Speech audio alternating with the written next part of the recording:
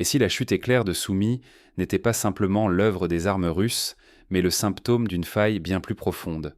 En moins d'une semaine, l'offensive surprise des troupes russes dans la région de Soumy a pulvérisé toutes les certitudes et pris l'armée ukrainienne à revers. Mais derrière la force de frappe, un autre facteur a bouleversé l'équilibre.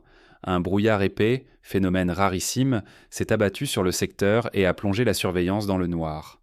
Drones, radars, satellites, tous rendus presque aveugles par cette chape de brume.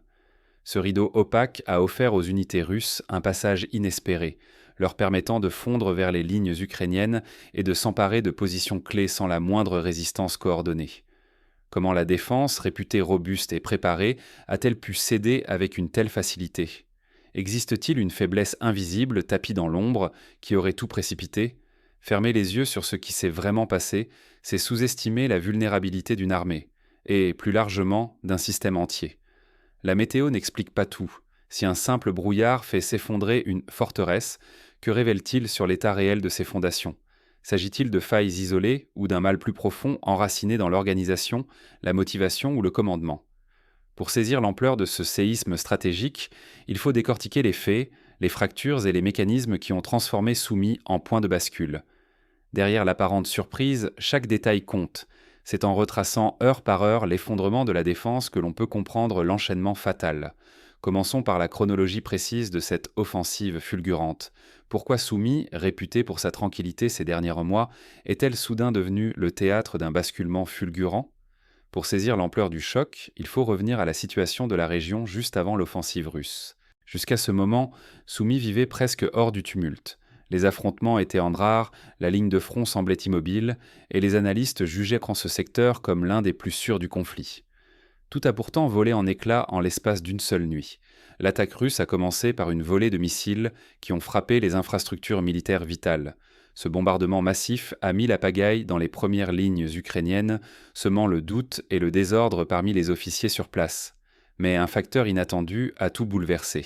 Un brouillard épais, d'une densité exceptionnelle pour la saison, a recouvert la région pendant de longues heures. Cette chape opaque a annulé toute surveillance aérienne, rendant inopérants drones et satellites occidentaux. Privé de renseignements en temps réel, le commandement ukrainien s'est retrouvé incapable d'anticiper ou localiser l'ennemi. Profitant de ce chaos, les forces russes se sont infiltrées discrètement à travers les lignes, progressant sans être repérées. Elles ont pris le contrôle de points névralgiques, routes, carrefours, batteries d'artillerie, presque sans opposition. Dans plusieurs villages, leur irruption a pris tout le monde de court. La défense n'a pas eu le temps de s'organiser et nombre de soldats ukrainiens n'ont eu d'autre choix que de battre en retraite ou de disparaître dans la nature. Le choc décisif a été la capture de la fameuse colline de commandement, position clé pour l'observation et la coordination de l'artillerie. Perdre cette hauteur a privé les Ukrainiens de leur regard sur le champ de bataille, impossible de corriger les tirs ou de détecter les avancées ennemies. La défense locale s'est retrouvée aveugle, livrée à la seule initiative de l'ennemi. Ce type de manœuvre n'est pas inédit dans l'histoire militaire. Déjà pendant la Seconde Guerre mondiale, lors de l'opération Market Garden en Hollande, le brouillard avait retardé les renforts alliés et permis aux troupes allemandes de reprendre l'initiative localement. De même, pendant la guerre de Corée, plusieurs offensives nocturnes profitèrent donc de conditions météo extrêmes pour surprendre l'adversaire. Dans le cas de Soumy, cette tactique s'est révélée foudroyante grâce à une exploitation optimale des faiblesses du dispositif adverse. Ces circonstances initiales pèsent lourd. Les ignorer, c'est passer à côté des vraies raisons de la débâcle ukrainienne et risquer de commettre les mêmes erreurs ailleurs. Ce qui s'était joué à Soumy dépasse de loin la simple question de supériorité technique ou numérique. Pourtant, derrière cette surprise tactique et l'avantage météorologique, de profondes fissures internes fragilisaient déjà la défense ukrainienne. Les faiblesses révélées par cette offensive ne sont pas uniquement dues à la météo ou à la ruse ennemie. Elles plongent leurs racines dans des dysfonctionnements structurels plus inquiétants. Et si la menace la plus insidieuse contre l'Ukraine ne venait pas de l'extérieur, mais bien de l'intérieur de ses propres rangs. Sous les communiqués triomphants et les chiffres officiels, un malaise bien plus profond rongeait en silence la défense de la région de Soumy. Les rapports promettaient pour chaque village des centaines de défenseurs. En réalité, à peine une vingtaine de soldats, parfois une trentaine, tenaient la ligne. Le reste Disparus, déserteurs ou pire, de simples noms sur des listes truquées, fruits d'un système de corruption enraciné dans l'armée. Certains postes n'existaient que sur le papier. Ces soldats fantômes permettaient Pan de détourner soldes et équipements, sapant les maigres ressources disponibles. Cette illusion de force a piégé les responsables dans un confort artificiel, alors même que les lignes étaient déjà fissurées. Le mal couvait plus loin encore. Sur le front, la discipline s'était désintégrée. Les cas d'ivresse se multipliaient en service, tandis que l'autorité des commandants, désormais impuissante, n'imposait plus l'ordre. Beaucoup d'officiers, repliés à l'arrière, perdaient tout contact avec leurs troupes. Dans les tranchées, la résistance semblait n'être qu'un sacrifice vide de sens. Le moral, déjà fragile, s'est effondré face à la réalité du déséquilibre. Nombre de soldats ont préféré fuir ou se rendre dès les premiers coups de feu. Ce n'était plus une bataille, mais une débâcle, accélérée par la résignation collective. La défiance de la population locale a aggravé la situation.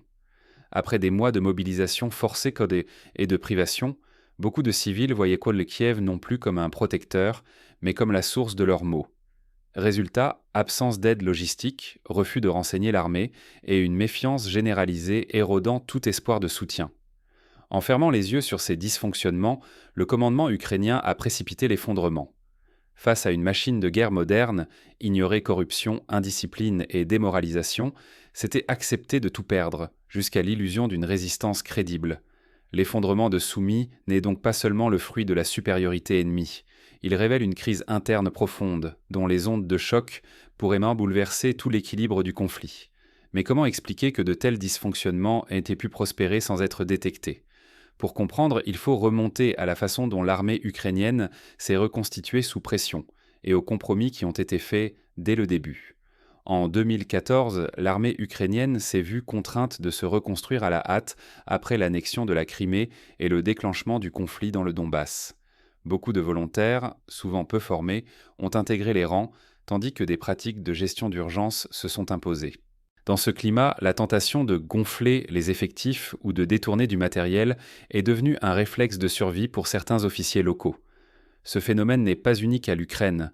On l'a retrouvé dans de nombreux conflits asymétriques, du Vietnam à l'Afghanistan. L'armée sud-vietnamienne, par exemple, présentait toujours des effectifs officiels largement supérieurs à ceux réellement présents sur le terrain, avec des ghost soldiers, des soldats fantômes, dont la solde finissait dans la poche de commandants corrompus. Même scénario en Afghanistan où la chute rapide de Kaboul en 2021 a révélé que la majorité des unités n'existaient que sur le papier, minant toute capacité de résistance face aux talibans.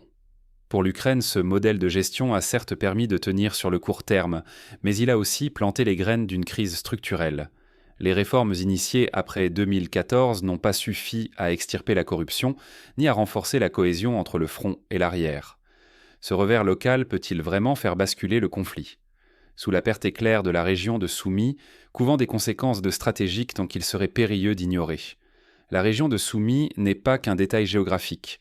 Elle contrôle plusieurs routes et voies en ferré vital pour irriguer tout le front est et nord de l'Ukraine.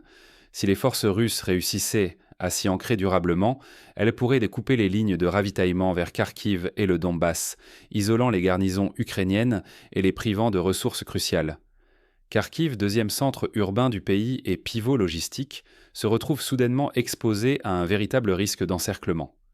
Pour l'état-major ukrainien, l'alternative est brutale, puiser dans les maigres réserves pour défendre la ville ou accepter de fragiliser d'autres secteurs déjà menacés. C'est ici que la stratégie russe dévoile toute sa subtilité. En profitant de la longueur du front et de l'épuisement progressif des forces ukrainiennes, Moscou contraint Kiev à étirer au maximum ses effectifs et son matériel.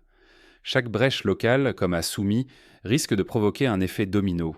La chute d'un segment affaiblit instantanément les défenses voisines. À ce stade du conflit, la promesse d'aide occidentale ne suffit plus à masquer l'érosion du moral et la pénurie de soldats motivés côté ukrainien. Les armes arrivent, mais la ressource la plus critique, l'engagement humain, la discipline et la volonté de tenir, se fait de plus en plus rare. Négliger la capacité de propagation d'une faille locale, c'est courir le risque de voir toute une ligne de défense s'effondrer, balayant des mois d'efforts et d'investissements stratégiques. Chaque point faible accentue la pression sur le suivant, jusqu'à la rupture possible. Historiquement, cette dynamique a été observée lors de la campagne de France en 1940. L'effondrement de quelques points durs a permis à la Wehrmacht de traverser la Meuse et de provoquer l'encerclement de la poche de Dunkerque. Un déséquilibre local, mal anticipé, peut entraîner une cascade de défaites stratégiques. Derrière les manœuvres militaires se cachent des leçons plus profondes sur la gestion de crise et la préparation psychologique. L'issue de la guerre se joue autant dans les esprits et les coulisses du pouvoir que dans la boue des tranchées. Les conséquences de cette offensive dépassent le champ de bataille immédiat. Elles révèlent aussi les failles internes et les paris risqués sur lesquels repose la défense ukrainienne. Au-delà de la force brute, sur quoi se décide réellement la victoire? La réponse ne réside pas seulement dans les canons et les chars, mais dans la gestion minutieuse de chaque ressource, chaque soldat, chaque kilo de ravitaillement, et surtout puis dans l'honnêteté de cette gestion. Dans la région de Soumy, on annonçait des centaines de soldats pour défendre chaque localité. Mais en réalité, parfois, seuls une vingtaine d'hommes tenaient en le front. Ce gouffre entre les chiffres officiels et la situation réelle dévoile l'étendue des failles internes. Corruption, listes gonflées, désertion en masse. Quand la discipline s'effondre, même la technologie la plus sophistiquée ne suffit plus. Le brouillard, exploité par les Russes, a prouvé qu'une armée capable d'improviser et de saisir l'inattendu décuple son efficacité. Savoir réagir vite à ce que l'ennemi n'anticipe pas permet souvent de prendre le dessus, même face à un adversaire mieux équipé. Mais la technique et la logistique ne sont rien sans la force du moral. La conviction des soldats, la confiance dans leur commandement, le soutien ou l'indifférence de la population, voilà le vrai socle d'une défense durable. Là où le doute s'installe, où le lien avec l'arrière se délite, aucune arme ne compense la démoralisation. Les derniers événements rappellent une urgence. Sans réforme radicale, sans transparence dans la chaîne de commandement, chaque nouvel envoi d'armes ou d'aide extérieure risque de disparaître dans les sables mouvants du système. Une armée moderne doit savoir se transformer, sinon elle s'effondre, quel que soit le soutien reçu. Fermer les yeux sur ces réalités, c'est condamner ses propres forces à perdre, année après année, soldats, ressources et confiance. Et croire que tout se joue sur la seule puissance de feu, c'est se tromper lourdement sur la guerre d'aujourd'hui. Mais alors comment une armée peut-elle se réinventer face à de telles failles? La suite révèle les choix cruciaux qui s'imposent aux commandants comme aux sociétés civiles. Dans une guerre, croire sans questionner revient déjà à s'incliner.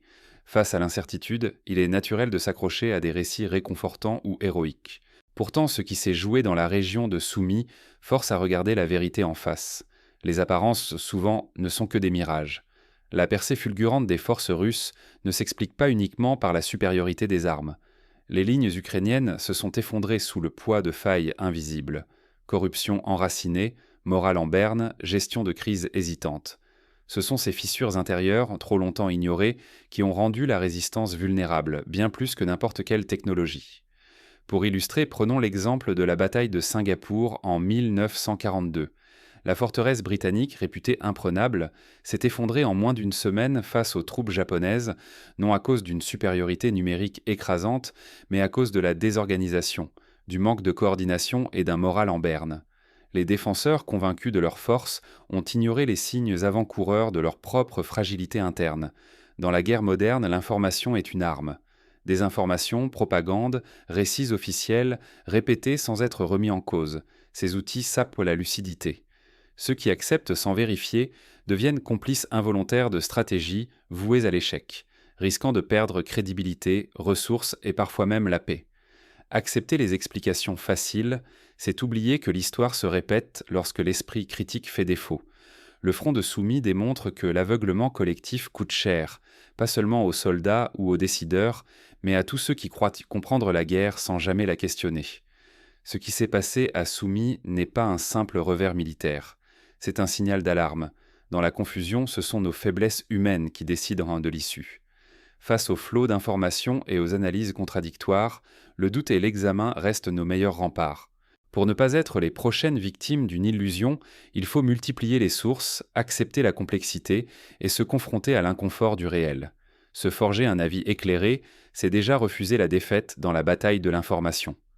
Aujourd'hui comme demain, notre seule véritable force réside dans la pensée autonome. Alors que les lignes bougent et que les récits s'affrontent, il est plus urgent que jamais de reprendre la maîtrise de notre regard. Pour renforcer une armée confrontée à des faiblesses structurelles, des mesures concrètes s'imposent. Premièrement, instaurer des audits indépendants et réguliers pour détecter les soldats les soldats fantômes et assainir la gestion des effectifs.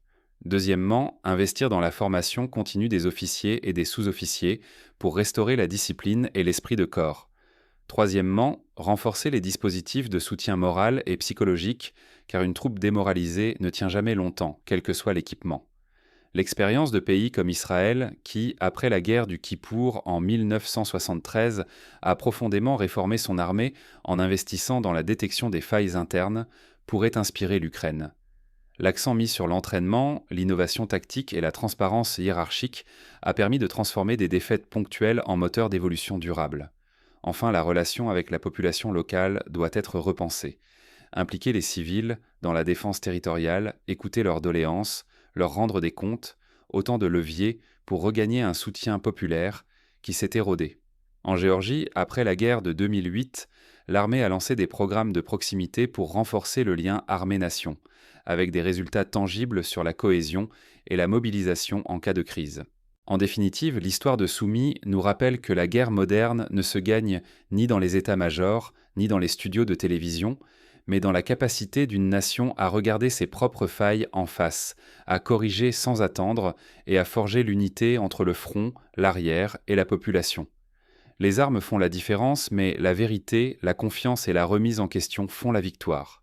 Ce n'est qu'en acceptant ce diagnostic inconfortable que l'Ukraine, ou toute armée confrontée à l'adversité, pourra espérer non seulement survivre, mais triompher durablement. N'oublions jamais qu'une armée n'est forte que de la lucidité et de la résilience de ceux qui la composent. À Soumy, c'est l'ombre de la complaisance qui a ouvert la porte à l'ennemi. Demain, seule la lumière de la vérité pourra la refermer.